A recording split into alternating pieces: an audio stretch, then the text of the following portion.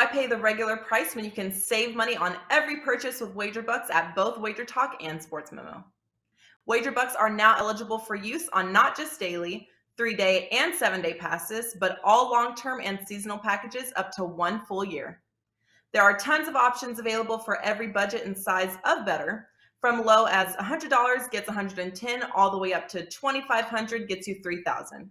Save every day on every pick you buy with WagerBucks.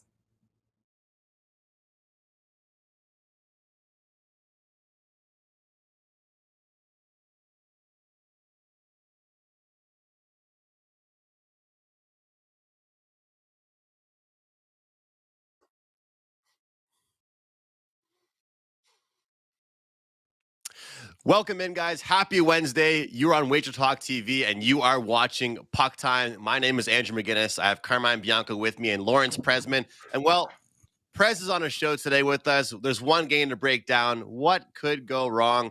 Lots of fun to be had. We're also going to talk about the New York Rangers and Carolina Hurricanes, updated future series prices, and, of course, much, much more. Quick recap for me for last night. It was a 1-2 night. A 1-1 baseball night and an 0-1 hockey night.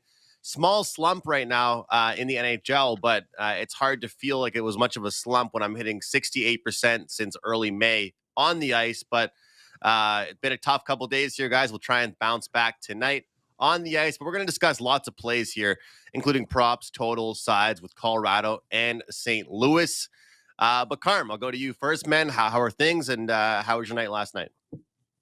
I enjoyed watching the hockey games. I didn't enjoy the results. I thought at least one of the two road teams was going to win the game. That game in, we'll talk about the game in Edmonton first, the Battle of Alberta. Man, it was funny because I saw some of the tweets that were going out. I wasn't on social media, but then I got some notifications. Mike Smith, that goal that he let in, you know what I mean? It's just that game. Both goalies were shaky. Markstrom was shaky at the beginning, but he settled in and played. I thought he played spectacular, not Shesterkin or Vasilevsky spectacular, but he kept them in the game when they needed him to. Unfortunately, his defense let him down at the end, and Edmonton gets the win. Or else we'd be talking about Mike Smith this morning and allowing that goal from like 138 feet away. He never saw the puck. Yeah, I think he screwed up on getting the puck out of the zone and playing it within that area there. And then when he finally came around to the front of the net, I think the puck was already on its way. He had no clue the puck was even coming towards him, and it goes into the net. I talked to Prez about that. Seems like a beer league goal. And then you look at the Carolina series, Andrew, I'm kind of kicking myself in the sense of it's right there for us. You can see it. Carolina, their games thus far, 11-0 for the home team. They can win at home. They can't win on the road. They're lucky that this is a 3-game series where they're going to play 2 of the 3 at home. But the way Shesterkin's playing, that's not a given that they're going to go on and win this series. And we'll talk about the Eastern Conference Series prices. And then one final thought, guys, because I'll always talk about this stuff, is I always try and comment to any of the guys who are commenting on our videos after they're uploaded. One guy said that I seemed a little perturbed by the sportsmanship in hockey. The stuff that's happening to Kadri, the stuff that's happening to Kane, it's not sportsmanship. It's stuff that's happening outside of hockey and chirping a person's personal life. I don't think that belongs in the game. But those are just my thoughts. And then one guy, which I always thought, I always love these comments. It's kind of like, you guys suck. Why should we buy your picks? I'm like, the show is free. There's no paywall. You can watch it for free. See if you find any actionable info. No one's telling you to buy anything, but I appreciate your comment. It's good for our algorithm. And if you go back and watch the show backwards, you can hear Led Zeppelin's Stairway to Heaven. So I'm wondering if that guy got the reference on that one, Andrew. I know Prez did. Prez, how was your night? I got the reference, Carm, and I got a lot of things to say. Firstly, well, I'm on with the Adidas Mafia here. What the hell? Did you guys orchestrate this outfit? I mean, I got no memo about wearing Adidas tracksuits. Carm, you're too old for the tracksuits, but you do remind me of Johnny Detroit right now. I don't know if you know this, but Johnny wears matching velour or velvet tracksuits on a regular basis. Don't get it. And he's bald. Get that, though. Speaking of hair, what the hell is going on with Andrew's hair? Someone explain. Oh, Did yeah, you we got stick your matching finger in a tracksuits. socket? Did you go to a wind tunnel? Matching tracksuits, one bald guy and one guy trying to grow his hair out so he can donate the hair to his co-host. It's just all out of generosity. It's all out of generosity. man. I'm just trying to grow my hair out, give some of it to Carm, and then we'll have, we'll both have some hair. Lawrence, Dude, Lawrence, if Carm Andrew, wanted Prez. hair, I've seen Right. Carm swimming in my pool. If Carm wanted hair, he could just brush it from his chest right over his head. Yes. None on my back, but I do. Yes, I do have some chest hair. But listen, Andrew's like the gift that keeps on giving, so I appreciate him trying to donate some of that hair to me. But what I Prez. want to know, Andrew, is where are you going with this new hair look? Like, you understand, the longer it grows, I mean, it doesn't look like it's ever going to fall. It looks like you're just going to become the mad scientist. Yeah, exactly. So that's where I'm going. Is I'm in that stage right now where it's getting longer, but it hasn't fallen back yet. It's just up. So in about a week and a half, I haven't grown my hair out in probably about 4.5 to 5 years. And there's a reason for that. When I do it, it's in the summer, not in the winter. And so it's kind of the opposite of most people. How most people always like buzz their hair in the summer to stay cool. I kind of want to get to that point in the summer where it's just thrown back. So we'll see how it goes, but it's definitely in the crappy stage. And Prez, I just appreciate it so much for you pointing that out. Oh, well, no problem. And in regards to the gentleman who commented to Carm, I'm telling you to go buy Andrew McInnis's NHL for next year. Go get a deal now. I'm going to say it. Why should we buy? Why should you buy? Andrew made 150% ROI in NHL this year. We had 8 handicappers in the positives making money in ROI this year in NHL. We have handicappers in the positive in every single sport consistently. So, yeah. And we are awesome. Which, by the way, is literally in a native Indian, the word suck actually is defined as awesome. So I think he was trying to compliment you, Carm. Yeah, listen, and I'm fine with it. Listen, I love the dialogue going back and forth, whether it's positive or whether it's negative. I still will try and engage people in the comments because there are still guys in the comment section, both live and then when it's posted, they offer up some good information. They'll put their picks out there. They'll say, this is what I like tonight, or I'm playing this parlay or that parlay. I think that's great. I think it's absolutely great that they're doing that. And this is where you and I disagree, Prez. I've watched your show and you talk about how your show is the best on WagerTalk. I'm sorry, man. The Puck Time community that we have is the best community out there. And some of them make up stuff. Don't make up stuff, Carm. With that said, the best daily sports betting show on the planet. Your show is seasonal. Yes, during the hockey season, which is a month. But with that said, I want to mention something else real quickly, Prez. One real quickly, because this is Wager Talk. It's a Wager Talk thing now. I'm looking at our website right now. I'm looking at the YouTube channel. We are like 30 people short of 97,000 subscribers, man. Hit the subscribe button. Hit that notification button. 97,000 subscribers. 97. That is Connor McDavid's number, the guy who leads the playoffs right now in scoring with 25 points. 97,000 guys, 30 people. Use those troll accounts if you have one, the secondary or third ones or whatever. Just sign up. Click that subscribe button. And listen, we really appreciate it. You guys make the show what it is. We love doing it. And we love you guys. Every single one of you guys that comments, not only in live, but when the video is posted later. Yeah, no, I'm with you. But I have a question. Have you guys noticed how long Connor McDavid's stick is? No. Is it? Is No. it abnormally long? Yeah. Watch next time he plays. And it's very interesting because for people who don't play hockey, most forwards use smaller sticks. If you look at Johnny Gaudreau's stick or Mitch Marner's stick, it's super short.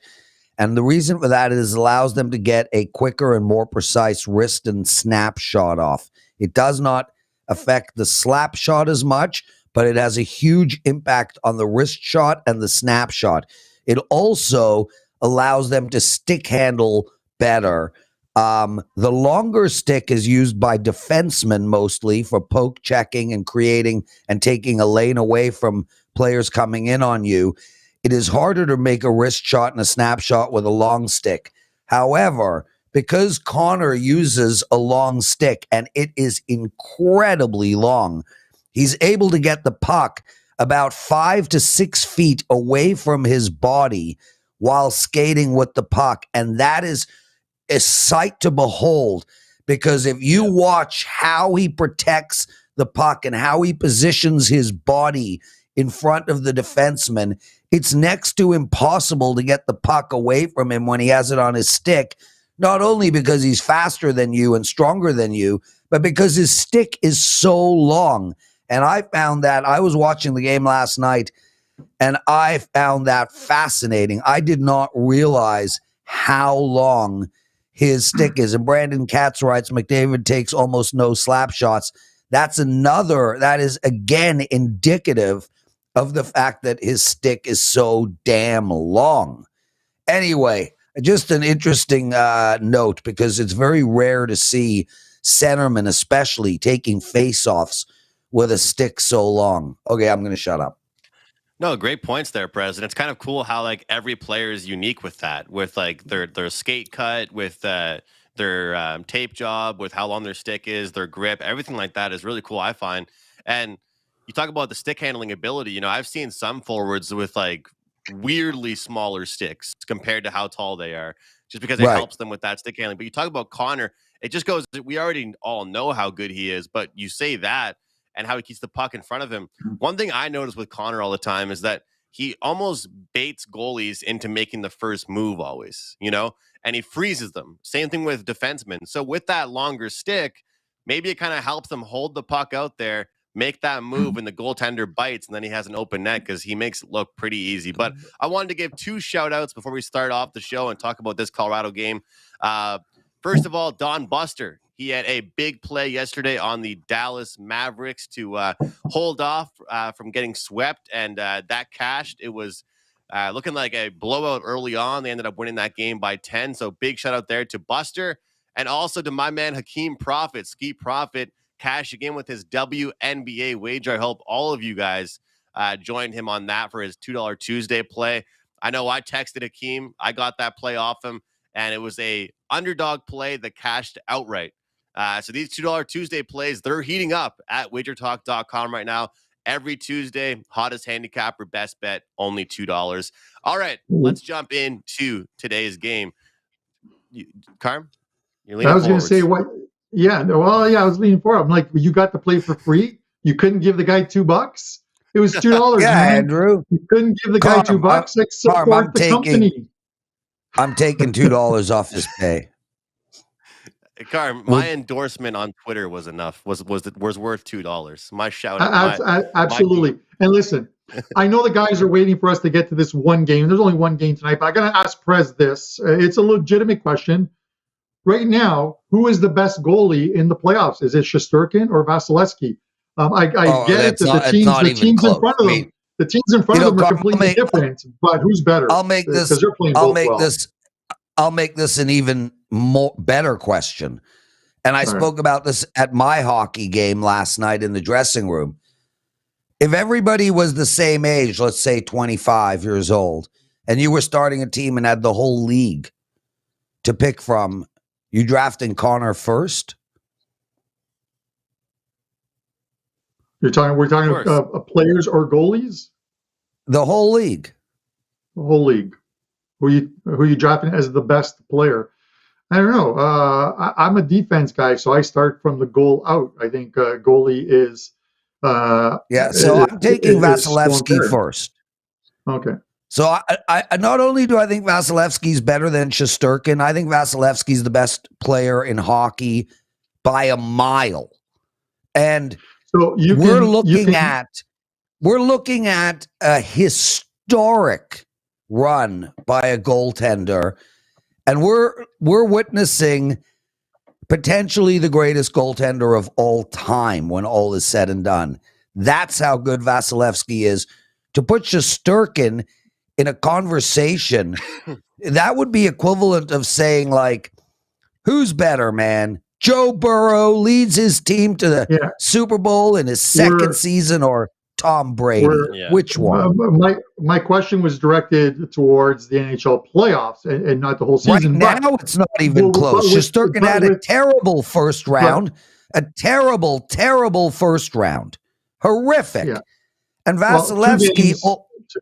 two games in Pittsburgh where he got chased, and the guy has been lights out ever since. I have to believe. But with that said, Prez, let me throw this at you. Tampa Bay right now, and I know, Andrew, we got to get to the game. Tampa Bay right now is in the conference finals. You have to think they're better than these two teams that they're going to play, and we'll talk about that shortly. But since Vasilevsky's been the MVP thus far for them, he's plus 600 to win the Conn Smythe. If you're thinking Tampa's going to win the Stanley Cup for a third straight time, you might as well take Vasilevsky, because he's likely to be the guy who gets he's the guy who gets named. It's the goalie. The goalie is normally named as your MVP unless someone completely stands out. And on Tampa Bay, where they're getting a lot of secondary scoring, it's not a guy like Stamkos that's sticking out, or Nikita Kucherov. It has been Vasilevsky, and at plus 600, that's a deal. Yeah, right. and when Colorado wins, when Colorado Avalanche win the Stanley Cup, who on that team will be the Conn Smythe? Makar's been their best player thus far. Yeah, Makar's been their best player. He's I think plus 350 or plus 400. So now that we've mentioned Colorado, can we please get into this game? It's too early to tell. Next round we'll have to indicate it. I just want to say that what Carm just mentioned, Chris, if you're watching, let's please clip that up, because all of the time we just wasted, that was the best thing that's been said so far on this show. Vasilevsky to win the Conn Smythe, that's a great call there by Carm. I agree. I don't think it'll happen, but there is a lot of value there. I just want to say something. Brandon Katz and one other listener talks about how good, don't forget, Tampa Bay's defense is in front of Vasilevsky's better than, the New York Rangers defense, et cetera, et cetera. How good is Vasilevsky's defense? Blah, blah, blah, blah, blah. Really? Is 49 shots on a goaltender in game 4, that suggests a really good defense? The Leafs were all over Tampa Bay. Tampa Bay's defense is the most overrated defense in all of hockey. I disagree, Prez. You have to be great to be overrated, Andrew. You have to be great. Call shot count and shot quality are two different things. And that's been made very clear this year in the playoffs. You could have 75 shots. That's a fair point. That's a fair point.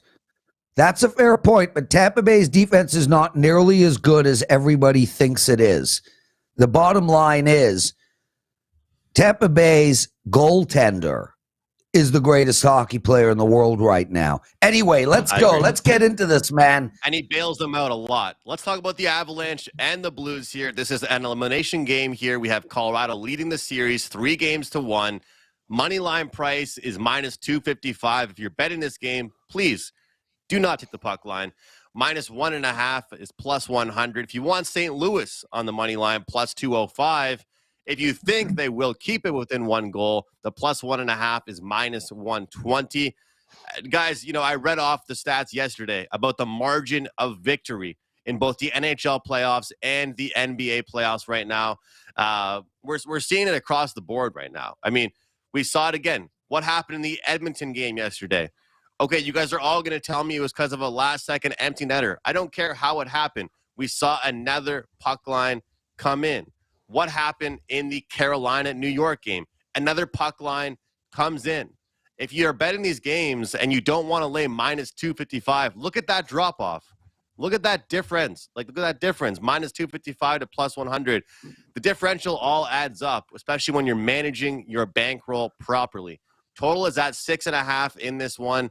And I think right now the storyline from the Colorado Avalanche, Prez is asked, who is the Conn Smythe guy right now for the Avalanche?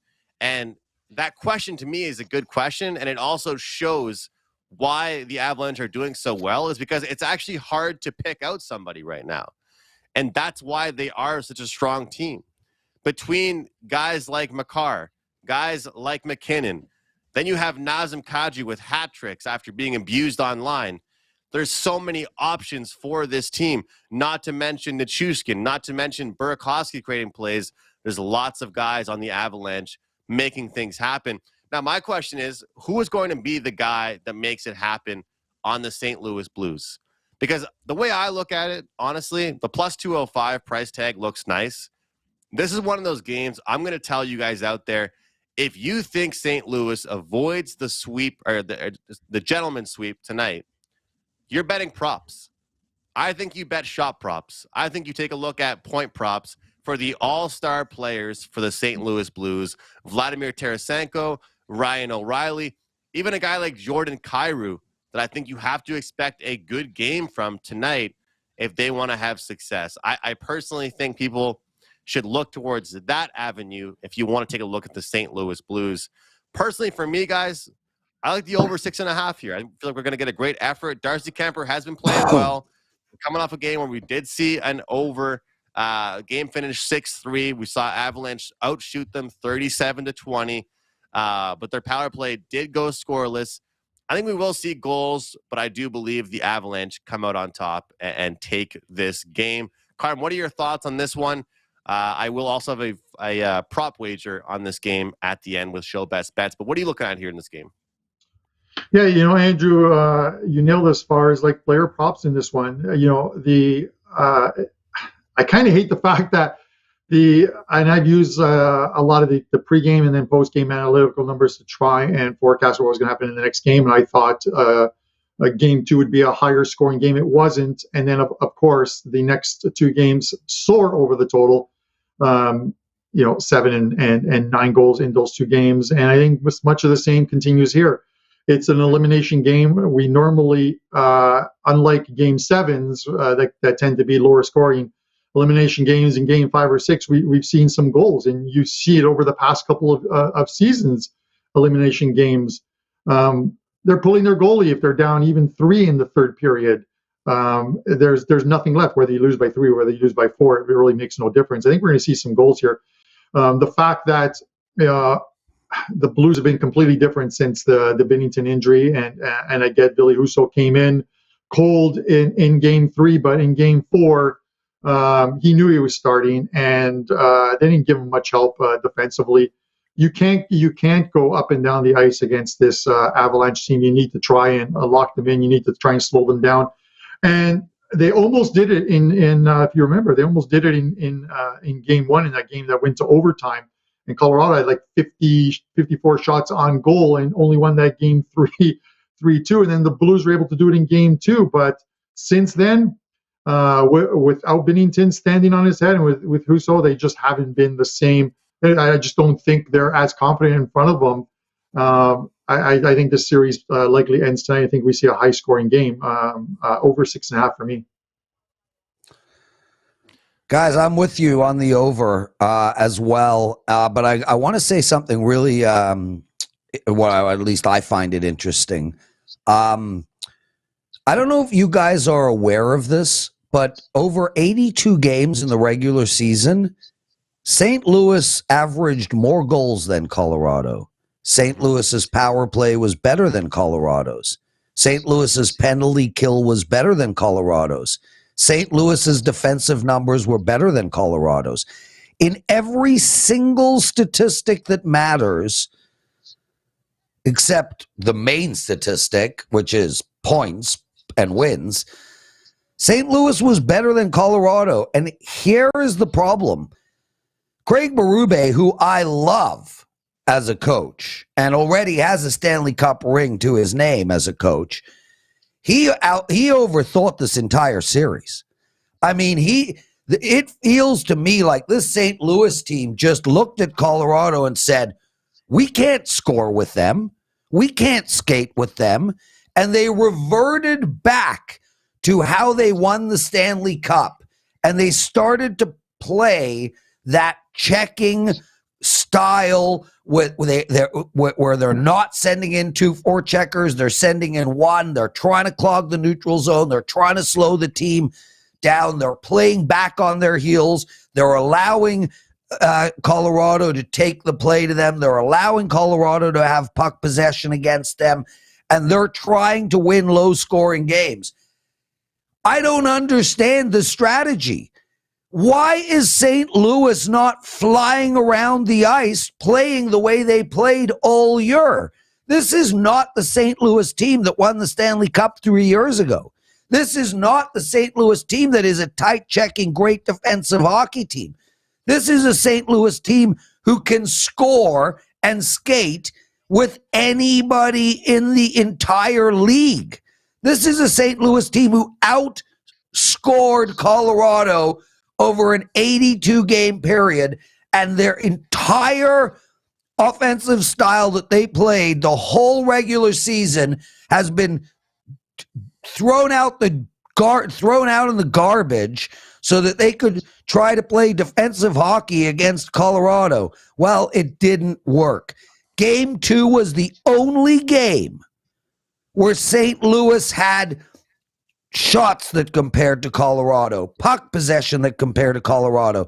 Then they went right back into their defensive-minded play. You know, why you want to know who's going to win this series?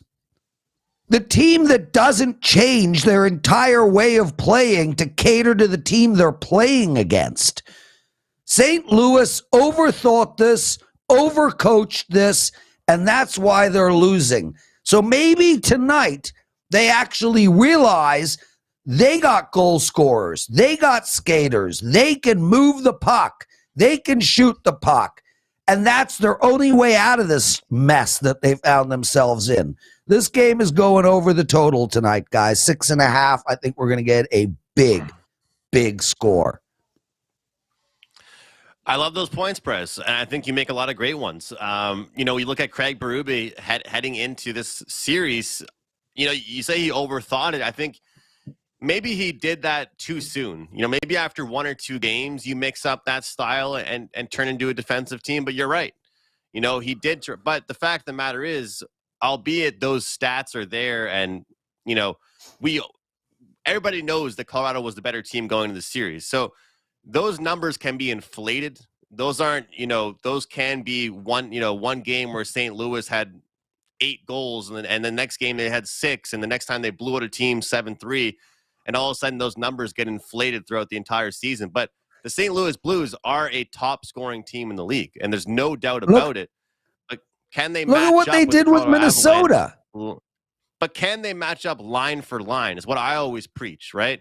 If there were 2 lines against 2 lines the whole time, then I feel like they could play pond hockey with them. But it's the reason why I like Tampa Bay as well, and the reason why they're so good is because Tampa Bay has guys like Corey Perry and Nick Paul scoring goals, and that's the same thing with Colorado. Some of the guys that are on the 3rd line for Colorado would be on the probably 2nd or 1st line for the Arizona Coyotes. You know what I mean? Yeah, Hall of Famers if they were on the Montreal Canadiens. Yeah, I still think, guys, at the end of the day, I still think they played extremely well, the Blues, the first 2 games of this series. You can forget those shot totals, but the injury to Binnington has completely changed the series. I'm not saying with Binnington in net that the Blues would have won this series, but I think the Blues would still be in this series instead of 1 foot out the door where they are right now. Carm, they did not play really well the first 2 games. The second game, they played really well. The first game went to overtime, but since 2010, that game was the fourth biggest. And I know you don't care about shots. Somebody else said shots mean nothing. That's bullshit. Shots do mean something. It dictates puck possession. It dictates. Let me tell you a fact. Nobody can score on you if you're the one shooting the puck all game. If you're the one shooting the puck, nobody can score on you because the puck is in their end, unless last night. But with that said, in game one, Prez, okay, before Andrew goes, in game one, and I talked about it after game one and prior to game two, the Blues were, I think, 38. This is a team that was 65% on the season in the faceoff circle, 38%. Puck possession comes with winning faceoffs. If you can't win a faceoff in your own zone, whatever the case may be, between the two, there's a correlation. Yes, but I'm not explaining why. I'm just saying, game one was the fourth most dominant game, one team over another from a shot perspective since 2010. The fourth most lopsided game since 2010. So all I'm saying is, don't say they played well in game one. Binnington played well in game one. St. Louis didn't even show up in game one. I agree. You're right. But, I mean, we're just patting Vasilevsky on the back in the start of the show. Against both the Leafs and the Panthers, he saved like 3 or 4 surefire goals. So did Tampa Bay play well, or did Vasilevsky save them? You know, he's part of the team too. But I get what you're saying. Binnington was the superstar out there. I got to ask you one question. We'll move on, Prez. If I get what you're saying about St. Louis being themselves, but would you not agree that if I told you, hey, Prez, I talked to a fortune teller, the game's going to finish 6-4. Who do you think wins that? Who do you think won that game? Why not St. Louis? They outscored Colorado all year. Andrew, they literally scored more goals than Colorado over 82 games. It's a fact. Their power play literally scored more goals. That has nothing to do with their head-to-head matchup, though, Prez. I could go play one guy that's absolutely horrible in street ball after this and kick his ass and do it again and again and again. Doesn't mean. But if you're playing pond hockey all year and you're the fourth highest scoring team in the league, and then you play Minnesota in the first round and put up 6 goals and 5 goals and just thrash them with speed and shots and puck possession, and then all of a sudden you reach Colorado, you have a meeting, you're like, guys, we're changing the entire way we play. Whatever you did all year long, forget about it. Colorado is so deep. Just as a minor correction, Colorado had 312 goals this season. St. Louis had 311. Oh, so it's the same. Not the same. They're 2 different numbers. One's higher than the other. Shut up, Carm. Shut up, Carm. What do we need to talk about, guys? It's one game. We're at 11:35. Real quick. Thanks for the clock update. Okay, you have one little serious price you want to mention, Carm. We'll give some quick thoughts on it and wrap this show up. Yeah, quick thoughts. Okay, so obviously we're heading back to Carolina for Game 5. The series price on this is now Carolina -150. The Rangers are +130. Prez, give me your thoughts. Do you go with the 11-0, keep taking the home team in this series? No. I mean, I'm not going to make this bet at all, period. I'm not even going to contemplate this bet. This bet is not even in my brain. However, I would take the dog if a gun was held to my head. Give me the money. If I'm forced to make this bet, I'll take the Rangers. All right. Andrew? For me, this is how, like, look, I'm kind of mad right now because I've done really well with my series wagers. I wanted to be on a 7-0 series run, and it looks like Carolina is going to be the team that screws me of that undefeated streak because I have them to win in 6. Because prior to the series, I didn't want to deal with the juice, okay, which was got up to like minus 190 or 200. I wasn't prepared to deal with that, okay. But you look at this team, how different are they on the road versus at home? The win-loss, the goal differential, it's just something that we've never really see. I mean, you see road and home splits, but we don't see this. We don't see two different types of teams like this. When they hop on a plane, they're just a whole different type of team.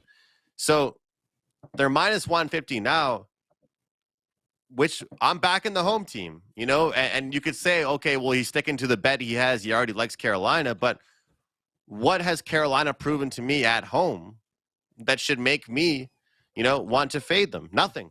So on the road, they have not looked strong. Shesterkin has shut them down. They haven't looked good.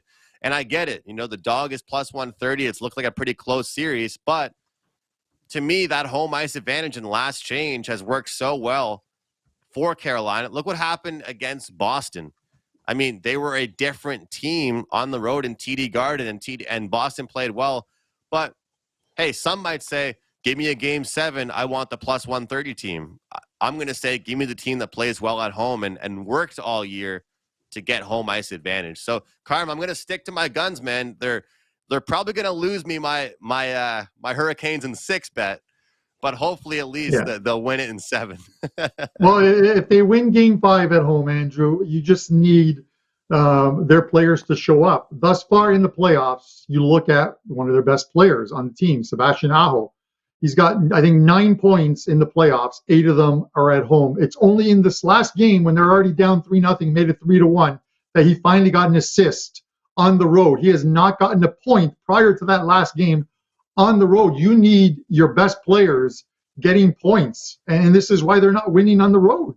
They're scoring at home, and they're not scoring on the road. It's plain and simple. Their power play has gone south at the worst time. We saw what happened to Florida. Their power play went south for the whole entire playoffs, and they're now golfing now. It's the same thing with this Canes team. They need to score on the power play. You're going to get very few opportunities against the New York Rangers on specialty teams, and you need to make them pay when they do. We're seeing it in the other series with teams taking bad penalties and getting scored on. The Canes took a couple penalties against Rangers. Rangers made them pay for it.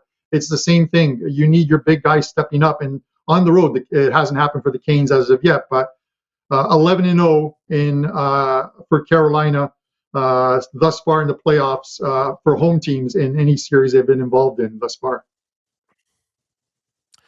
It should be interesting, and of course, tomorrow's game will tell us a lot about if these home teams will continue to win in this series. Let's jump into best bets and letting folks know at home what we have going at WagerTalk.com with our best bets. But of course, you guys just got a lot of picks from us, a lot of props and different things like that.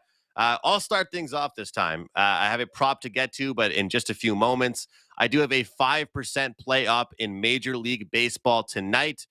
Looking forward to it. I am 31-13 since October with 5% plays. That's 71%, 31-13, and running pretty hot as well. 73% of my MLB plays, 5% plays since October as well. So grab that over at WagerTalk.com. Buy a day pass. You'll get all my plays, not just that one play for $35, but 5% play up tonight in the MLB. And I talked about this guy already, guys, and I'm going to go with a prop on him. Ryan O'Reilly, over 2.5 shots on goal, minus 140. In games like this, you need your big players to be your best players. And I feel like whether or not they win or not, Ryan O'Reilly will have plenty of shots on goal. So that's my prop for today, guys. Ryan O'Reilly, over 2.5 shots on goal. I've cooled off with these props. We'll try and get back in the win column. Over to you, Prez. What are you thinking here for tonight for your best bet? And what's going on for you and your clients over at WagerTalk.com? My best bet is Nat Han McKinnon. Nat Han McKinnon to score a goal at plus 115.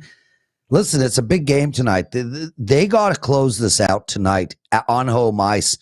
Otherwise, they're going to St. Louis, and their sphincter could get very, very tight. That's my best bet for tonight. As for what I got going, I got both the side and the total up for my clients for tonight and one baseball game. I had a small little slump last week in the NHL. I lost 6 games in a row, but I've righted that ship. I'm now on a 4-1 run.